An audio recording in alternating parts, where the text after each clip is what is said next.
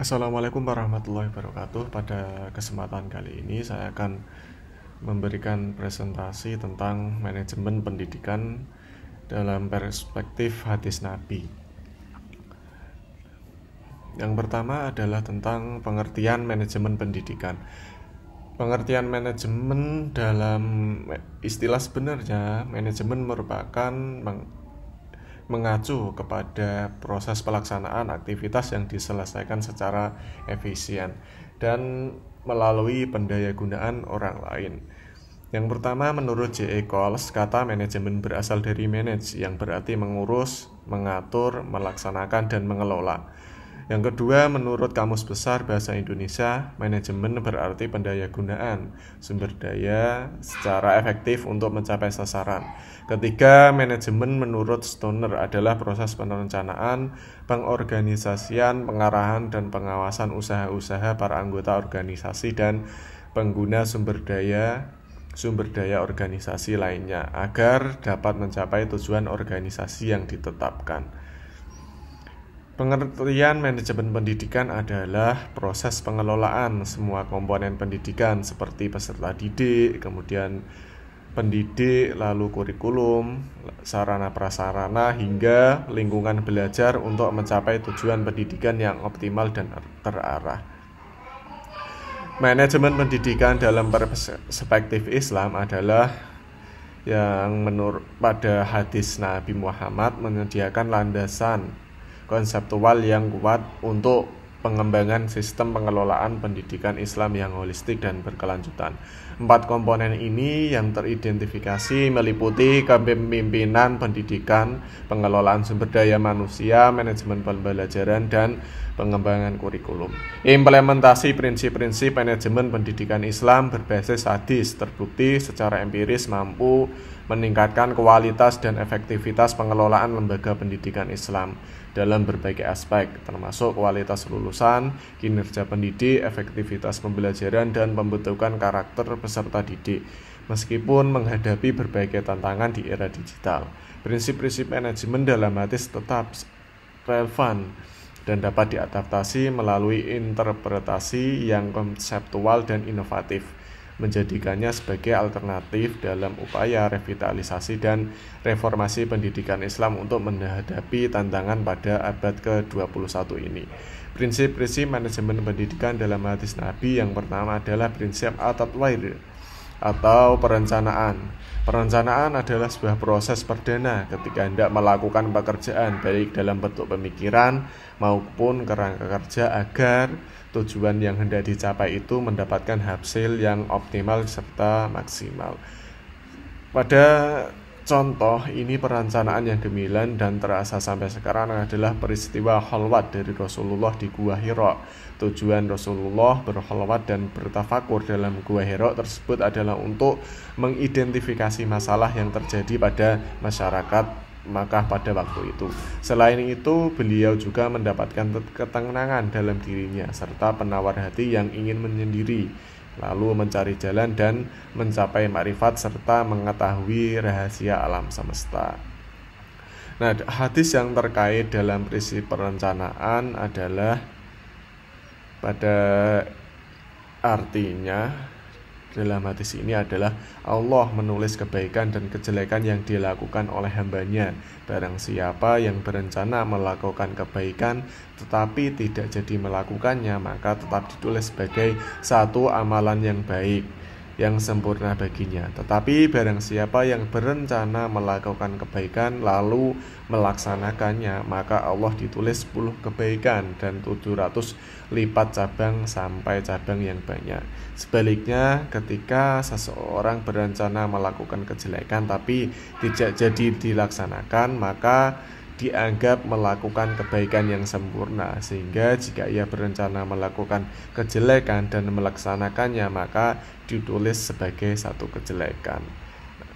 Pada penjelasan hadis ini menjelaskan bahwa setiap muslim harus mempunyai rencana atau planning dalam segala hal yang baik, apalagi dalam sekelas organisasi atau perusahaan. Bahkan dalam hadis tersebut digambarkan dengan hitungan matematis, yaitu ketika satu kebaikan maka akan ditulis 10 kebaikan.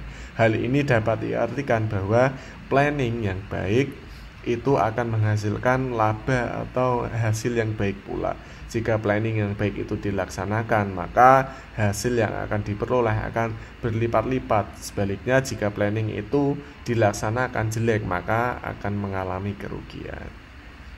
Hadis lain terkait prinsip perencanaan adalah man kana yaumuhu khairan min amsihi fahuwa robih, wa man kana yaumuhu misla amsiha fahuwa maubun, wa man kana yaumuhu syarran min amsihi fahuwa mal'un, rawal Hakim.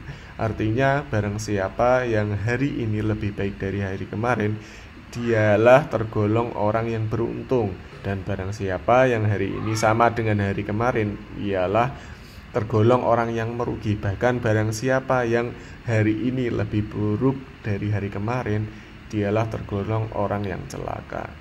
Hadis riwayat Hakim.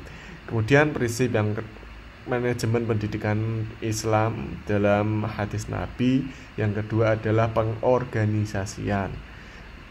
Nah, jadi tahap yang kedua adalah pengorganisasian.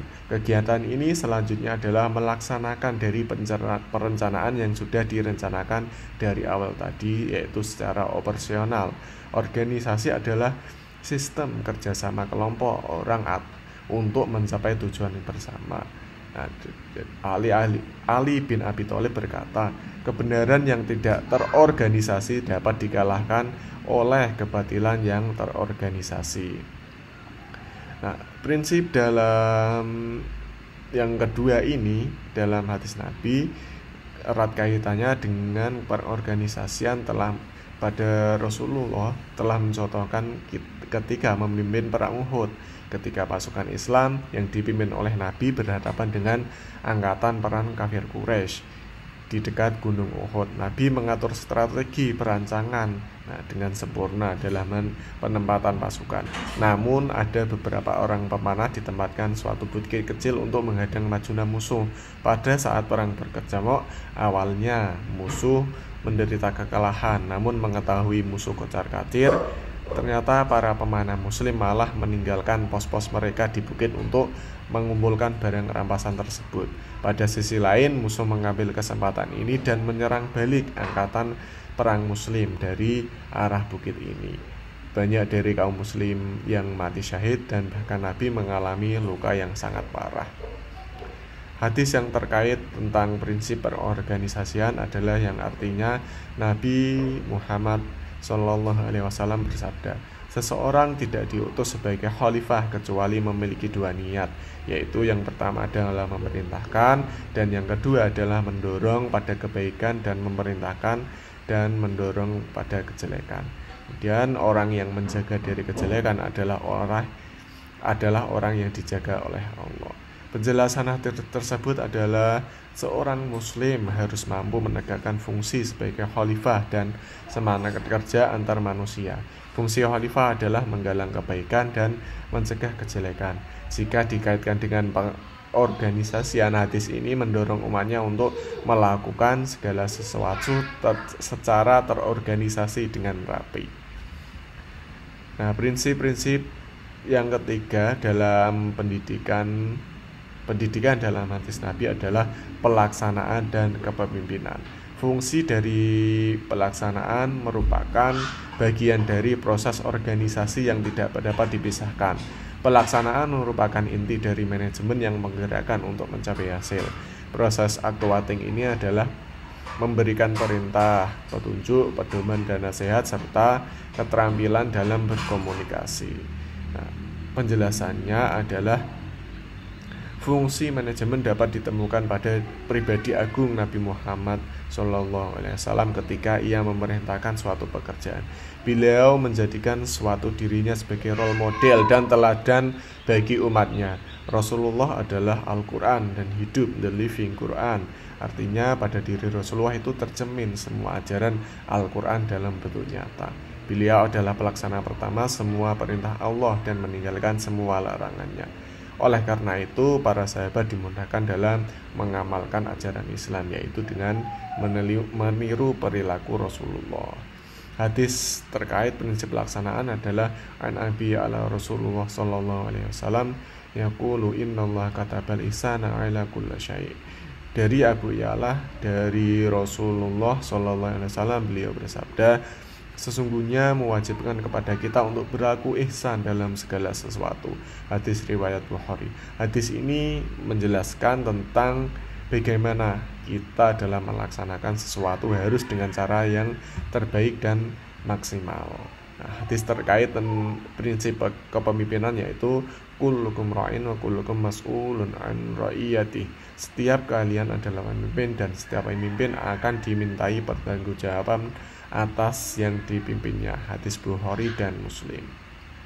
Penjelasan hadis kedua adalah setiap orang itu memiliki peran kepemimpinan, baik di rumah, di sekolah, maupun di masyarakat. Kepemimpinan menurut Islam adalah amanah, bukan kekuasaan. Tanggung jawab seorang pemimpin akan dipertanggungjawabkan di hadapan Allah. Relevansi dengan kependidikan yang pertama adalah kepemimpinan kepala sekolah dan guru. Kepala lembaga dan guru adalah pemimpin pendidikan. Mereka bertanggung jawab atas kualitas proses belajar dan akhlak peserta didik. 2. Tanggung jawab moral dan manajemen. Keputusan manajerial harus dilandasi oleh nilai-nilai moral, bukan sekedar target akademik. Kemudian yang ketiga adalah akuntabilitas dan evaluasi. Manajemen pendidikan Islam mendorong adanya evaluasi yang jujur, adil, transparan, karena akan dimintai pertanggungjawaban tidak hanya oleh manusia tapi di hadapan Allah Subhanahu wa taala. Prinsip yang keempat adalah prinsip pengawasan. Pengawasan adalah salah satu fungsi dalam manajemen untuk menjamin agar pelaksanaan kerja berjalan sesuai dengan standar yang telah ditetapkan dalam perencanaan sebelumnya. Beberapa hadis Nabi juga menganjurkan perlunya melaksanakan pengawasan dalam setiap pekerjaan. Hadis terkait prinsip pengawasan adalah artinya dari Ibnu Abbas radhiyallahu anhuma berkata, saya bermalam di rumah bibiku Maimunah, lalu Nabi SAW berdiri untuk sholat, lalu aku pun berdiri di sebelah kiri beliau, lalu Nabi mengambil kepalaku dan menghadapku di sebelah kanan beliau. Penjelasan hadis dari peristiwa yang dijelaskan dalam hadis di atas dapat ditemukan upaya pengawasan Nabi Muhammad terhadap Ibnu Abbas yang melakukan kesalahan karena berdiri di sisi kiri beliau saat menjadi makmum dalam sholat bersama beliau, karena seorang makmum harus berada di sebelah kanan imam jika ia sendirian bersama imam. Namun Nabi Sallallahu Alaihi Wasallam tidak membiarkan kekeliruan Ibnu Abbas dengan dalih umurnya yang masih dini.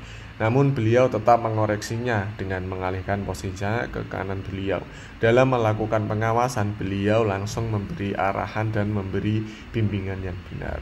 Yang kelima adalah prinsip musyawarah. Musyawarah berperan penting dalam berbagai aspek manajemen pendidikan, antara lain adalah ketika pengambilan keputusan. Musyawarah digunakan untuk mencapai keputusan bersama mengenai kurikulum, kemudian program sekolah, kebijakan, dan alokasi anggaran. Kemudian pengembangan visi dan misi sekolah dapat dirumuskan melalui proses musyawarah. Pemecahan masalah ketika masalah atau konflik muncul, musyawarah dapat menjadi cara efektif untuk mencari solusi yang adil dan dapat diterima oleh semua pihak. Kemudian membangun keterlibatan dan rasa kepemilikan, peningkatan kualitas pendidikan seperti munculnya gagasan baru dan inovatif untuk meningkatkan kualitas pembelajaran.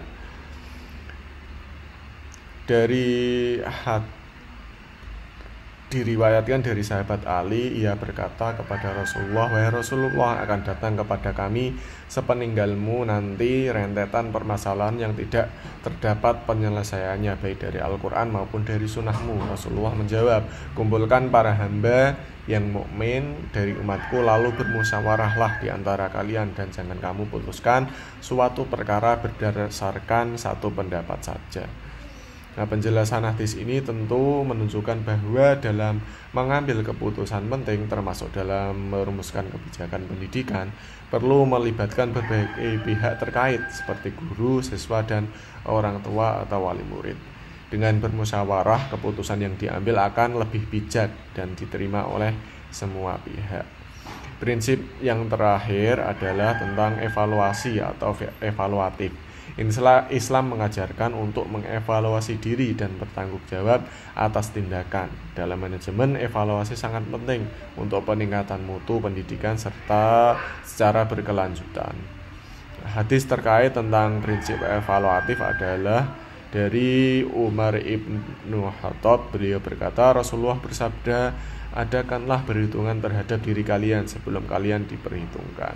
Hadis ini menjelaskan, menekankan pentingnya introspeksi dan evaluasi terhadap diri sendiri sebelum kelak dihisab di akhirat. Dalam konteks pendidikan, hadis ini mendorong peserta didik dan pendidik untuk secara rutin melakukan evaluasi terhadap diri masing-masing, baik dalam aspek pengetahuan dan amal perbuatan maupun akhlak. Nah, dari sini tentu kita belajar bahwa setiap prinsip-prinsip ini sesuai dengan hadis Nabi. Itu yang bisa saya sampaikan.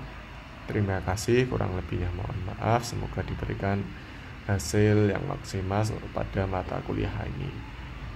Assalamualaikum warahmatullahi wabarakatuh.